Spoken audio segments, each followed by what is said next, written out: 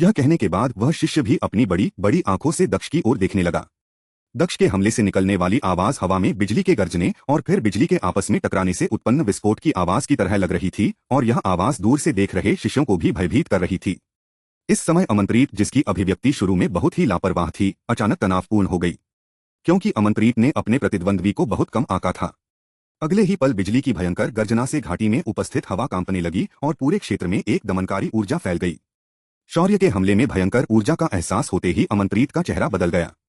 इसके बाद उसने संकोच नहीं किया और फिर तुरंत अमनप्रीत के सामने एक बहुत ही शक्तिशाली मायावी तलवार की छाया ढाल बनकर हवा में तैरने लगी। जैसे ही अमनप्रीत के सामने मायावी तलवार की परछाई एक ढाल के रूप में प्रकट हो गई, तब अमनप्रीत के चेहरे पर एक राहत भरी मुस्कान आ गई। इसके बाद अगले ही पल दक्ष का हमला सीधे अमनप्रीत के सामने मायावी तलवार की छाया से जा टकराई और दक्ष का हमला तुरंत अवरुद्ध हो गया और इससे दक्ष को कुछ कदम पीछे हटना पड़ा।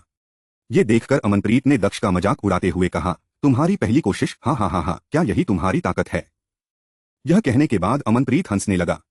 इधर अमनप्रीत की आवाज सुनकर और उसके सामने मायावी तलवार को तैरते हुए देखकर भी दक्ष ने अपनी एकाग्रता नहीं खोई। उसे अपनी शक्ति और क्षमता पर पूर्ण विश्वास था। अपने पहले हमले के असफल हो जाने के बाद भी दक्ष ने हार नहीं मानी और उसने तुरंत अपना दूसरा प्रहार किया। अगले ही पल दक्ष की तलवार से अनगिनत भयानक बिजली की गर्जना उत्पन्न हो गई। यह उसके पहले हमले से कहीं अधिक शक्तिशाली था। दक्ष के इस हमले को देखकर भी अमनप्रीत का चेहरा नहीं बदला और उसके चेहरे पर मुस्कान बनी रही। इस समय भी अमनप्रीत केवल अपनी रक्षा कर रहा था और दक्ष के ऊपर हमला नहीं कर रहा था। वह अपनी सुरक्षा के लिए अपनी मायावी तलवार की मार्शल भावना को ढाल के रूप में उपयोग कर रहा था, यह जानते हुए भी कि अपनी उच्च साधना और ताकत और तलवार की मार्शल भावना के साथ वह दक्ष के किसी भी प्रकार के हमले का मुकाबला करने में सक्षम है। यह देखकर भी दक्ष बिल्कुल भी विचलित नहीं हुआ और उसने अपने हमले को बिल्कुल भी नहीं रोका। हालांकि अचानक उसने अपनी तलवार को आगे बढ़ा दिया और उसके हैंडल को छोड़ दिया। इसके बाद तलवार हवा में उड़ते हुए सीधे अमनप्रीत की ओर चली गई। दक्ष की इस प्रतिक्रिया को देखकर भीड़ में उपस्थित सभी शिष्य स्तब्ध रह गए। भीड़ में से एक शिष्य ने कहा, वह आखिर क्या कर रहा है? उसने अपनी तलवार क्यों छोड़ दी? यह कहने के बाद वह शिष्य एकटक लाइफ एंड डेथ एरिना की ओर देखने लगा।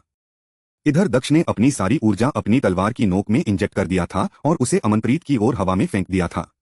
यदि इस बार भी अमनप्रीत ने पहले की तरह ही दक्ष के हमले को केवल रोकने का प्रयास किया, तो उसे दक्ष के इस हमले से प्रतिक्रिया का सामना करना पड़ सकता था, जिससे उसे नुकसान भी पहुंच सकता था। इधर अमनप्रीत भी दक्ष की इस प्रतिक्रिया के पीछे के उद्देश्य को समझ गया था, जिससे वह भी एक पल का स्तब्ध रह गया। लेकिन फिर अगले ही पल वह मन ही मन मुस्कुराने लगा। अमनप्रीत ने व्यंग्यात्मक लहजे में कहा, क्या उसे सचमुच लगता है कि उसका यह बचकाना चाल काम करेगा? यह कहने के बाद अगले ही पल अमनप्रीत ने अपनी तलवार को एक चाप में ऊपर की ओर उठाते हुए और उसे हवा में लहराते हुए पीछे की ओर बढ़ना शुरू कर दिया और एक कुशल तलवार की चाल के साथ उसने दक्ष के द्वारा फेंके गए तलवार से उत्पन्न होने वाले तलवार के बल का कुशलतापूर्वक मुकाबला किया, जिससे दक्ष द्वारा फेंके गए तलवार की ताकत भी कम होती गई और फिर वह तलवार अगले ही पल जमीन पर गिर पड़ी। अब आगे क्या होने वाला है? क्या दक्ष तीसरे हमले से अमनप्रीत को हरा पाएगा? क्या दक्ष अमनप्रीत को हराने में सक्षम हो पाएगा? क्या अमनप्रीत दक्ष को मारने और अपने मृत भाई का बदला लेने में सफल हो पाएगा? आपको क्या लगता है, क्या होंगे इन सभी सवालों के जवाब? हमें कमेंट बॉक्स में कमेंट करके जरूर बताएं और सभी सवालों के जवाब जानने के लिए पढ़ते रहिए रिबॉर्न इन मार्शल वर्ल्ड सिर्फ पॉकेट नोवेल पर और लाइक जरूर से करें और कमेंट करें। चैप्टर 34 आखिर कौन है यह शिष्य? पिछले अध्याय में जब Amanpreet life and death arena में दाखिल हुआ तो उसने तुरंत अपनी तलवार निकाल ली, जिससे एक मजबूत ऊर्जा निकलने लगी। इसके बाद उसके पीछे एक मायावी तलवार की छाया उभरी आई। इसके बाद अमनप्रीत ने दक्ष को उसकी तलवार निकालने और उसके ऊपर पहले प्रहार करने को कहा, जिस पर दक्ष ने भी कुछ नहीं कहा और सीधे अमनप्रीत पर हमला कर दिया। अमनप्रीत ने दक्ष के पहले हमले को विफल कर दिया, लेकिन इससे दक्ष विचलित नहीं हुआ और उसने अपना दूसरा हमला किया। दक्ष ने अपनी तलवार में अपनी ऊर्जा इंजेक्ट करके उसे अमनप्रीत की तरफ फेंक दिया, लेकिन अमनप्रीत ने भी अपनी तलवार का उपयोग करके दक्ष की तलवार को जमीन पर गिरा दिया। इधर दक्ष द्वारा अपनी तलवार को अमनप्रीत की दिशा में फेंकने के बाद भी उसने आगे बढ़ाना बंद नहीं किया और अविश्वसनीय गति से वह अमनप्रीत की ओर बढ़ता ही चला जा रहा था। अपनी मूनलाइट फेदर एजिलेट तकनीक का उपयोग करने से ऐसा महसूस हो रहा था कि दक्ष के पैर फर्श को बिल्कुल भी नहीं छू रहे थे, क्योंकि वह किसी के देखने से पहले ही अगले ही पल वहां से गायब हो जाता था। इधर दक्ष के दूसरे हमले को भी विफल करने के बाद अमनप्रीत ने अहंकार पूर्वक कहा, हाँ हाँ हाँ, दूसरा प्रयास, यह भी सफल रहा। इसके बाद अगले ही पल अमनप्रीत ने दक्ष को अपनी ओर तेज गति से आते हुए देखा, लेकिन इससे उसे किसी भी खतरे का एहसास नहीं हुआ, जिसके कारण उसके चेहरे पर एक मजाकिया मुस्कान आ गई। इस समय अमनप्रीत ने ऐसा व्यवहार किया जैसे कि वह दक्ष के साथ खिलवाड़ कर रहा हो। इसके बाद अगले ही क्षण दक्ष अमनप्रीत के सामने आ गया। हालांकि उसकी तलवार पहले ही पीछे फर्श पर गिर चुकी थी। इधर दक्ष को ठीक अपने सामने आते हुए देखकर अमनप्रीत ने अपने दांत पीसते हुए कहा, तुम सच में मरना चाहते हो? इस समय अमनप्रीत ने देखा कि दक्ष अपनी तलवार को लेने के लिए नहीं रुका, बल्कि अमनप्रीत के ठीक सामने आकर उसने अपनी मुट्ठियों से उसके ऊपर हमला करना शुरू कर दिया। इस तरह से दक्ष का हमला तलवार के तीसरे हमले के रूप में नहीं गिना जा सकता था और दक्ष के इस अचानक मुक्के के हमले और प्रतिक्रिया से अमनप्रीत को भी एक कदम पीछे हटने के लिए मजबूर होना पड़ा, जिसके कारण अमनप्रीत का चेहरा गुस्से से काला पड़ गया और उसे बहुत अपमानित महसूस हुआ। अमनप्रीत दक्ष को अपने और इसके बीच की शक्ति के अंतर को दिखाना चाहता था, लेकिन इस समय दक्ष के कारण उसे फिर से हार का सामना करना पड़ा, जिसके कारण उसे बहुत अपमानित महसूस हुआ। लेकिन फिर अगले ही पल दक्ष ने जो कहा उसे सुनने के बाद अमनप्रीत अंदर से चौंक गए। दक्ष ने कहा, बस यह काफी है। अब मेरा तुम्हारे साथ खेलने का मन नहीं है। अब इसे खत्म करते हैं। इस समय दक्ष की आंखें हत्या के इरादे से चमक उठी और फिर अचानक वहां एक तेज आवाज सुनाई थी। अमनप्रीत की दृष्टि से ओझल होने से पहले वहां पर दक्ष और अमनप्रीत के बीच एक चमकदार और चकाचौंध करने वाली रोशनी हवा में एक फ्लैश के साथ चमकी। अभी जो रोशनी हवा में चमकी उसे देखकर अमनप्रीत पूरी तरह से स्तब्ध और भयभीत रह गया। उसके चेहरे को देखकर ऐसा लग रहा था जैसे कि वह यह समझ गया था कि दक्ष के कहने का क्या मतलब था। इस लड़ाई में शिकारी अमनप्रीत नहीं था, बल्कि इसके बजाय शिकारी दक्ष था, जो उसके साथ खेल रहा था। इस समय अमनप्रीत के मन में केवल यही चल रहा था कि यदि उसने अपने घमंड में दक्ष को 3 प्रहार करने का पहला अवसर नहीं दिया होता तो क्या परिणाम अलग नहीं होता। लेकिन अब अमनप्रीत के लिए इस बात का पछतावा करने में बहुत देर हो चुकी थी, क्योंकि वह पहले ही अपनी आखिरी सांसें ले चुका था।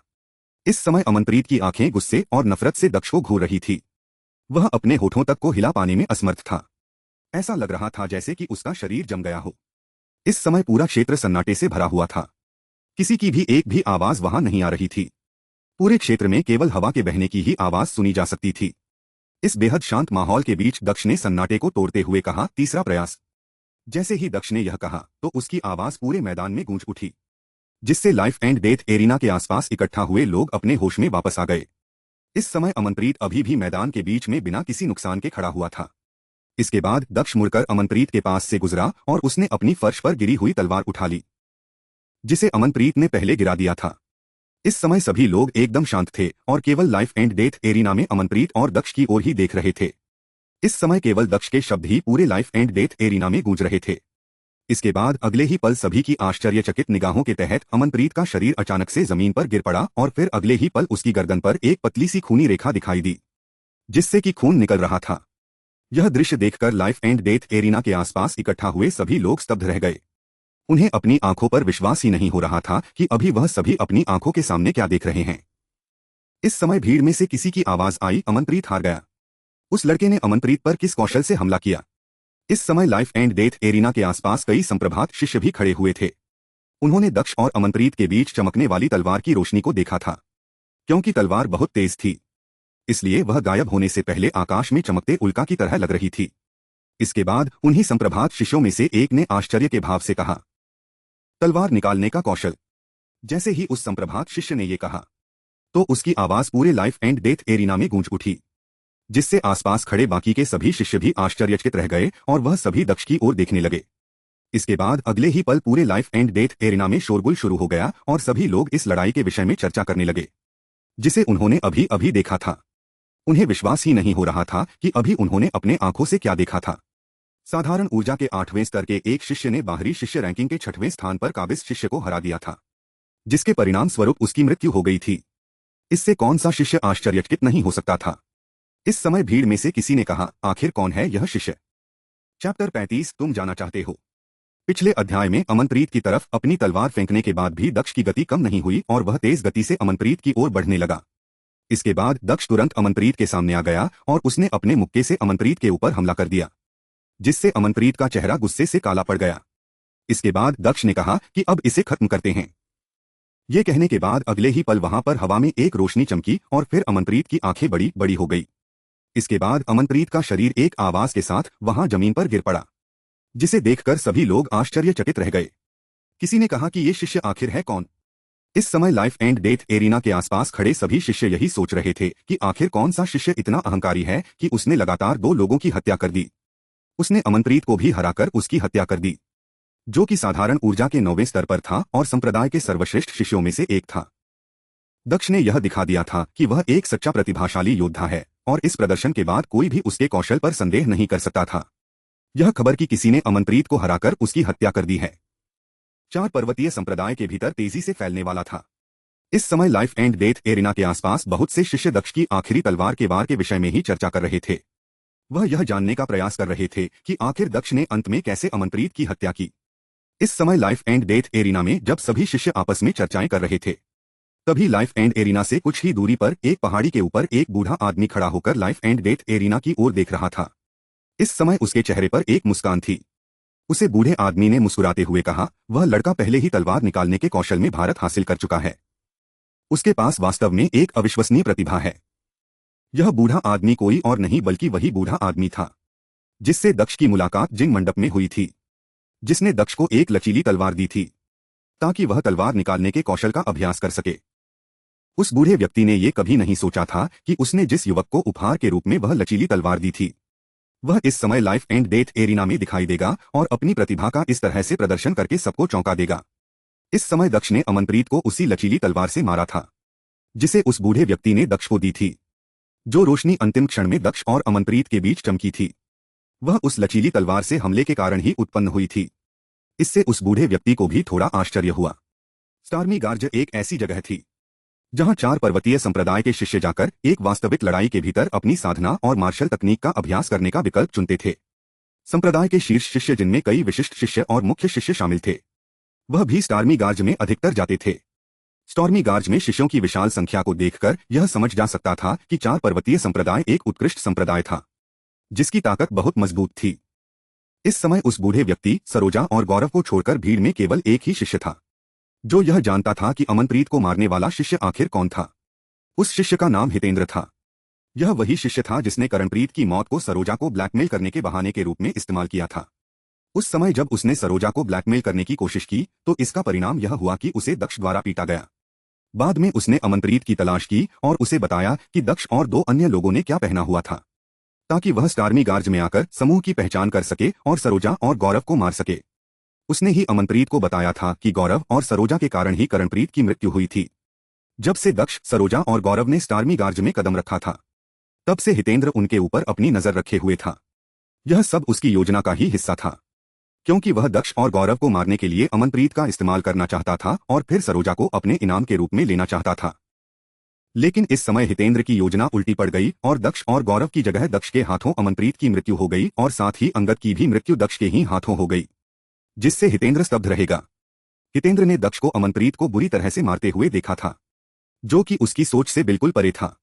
इस समय वह इतना भयभीत था कि वह चुपचाप वहां से भागना चाहता था। वह यह समझ चुका था कि अब अगला नंबर उसी का होने वाला है।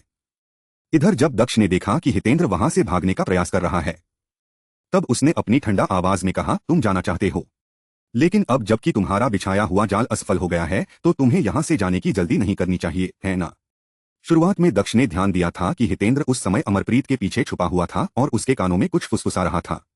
उस समय दक्ष ने यह अनुमान लगाया था कि अमनप्रीत को यहां लाने वाला कोई और नहीं बल्कि हितेंद्र ही था। इस समय जब हितेंद्र ने दक्ष की ठंडी आवाज सुनी तो अचानक उसके पैर अपनी जगह पर जम गए और उसकी रीढ़ में कंपकंपी दौड़ गई। उसने महसूस किया कि इस समय दक्ष की ठंडी निगाहें उसकी पीठ को घूर रही है। इसके बाद हितेंद्र डरते हुए अपनी जगह पर घूमा और दक्ष की ओर देखने लगा।